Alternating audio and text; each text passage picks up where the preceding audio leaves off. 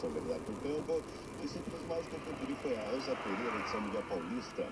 Por falta de sangue, a Santa Casa de Misericórdia de São Paulo e outros hospitais chegaram a suspender cirurgias que estavam agendadas. Pode doar sangue quem está em boas condições de saúde, entre 16 e 69 anos e pesa mais de 50 quilos. Na hora da doação também é preciso estar alimentado e apresentar documento de identificação com foto.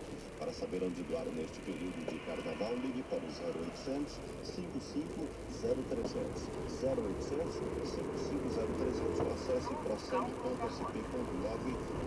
Prepare-se para fazer o retorno em 200 metros. A Simone de Granatá está mandando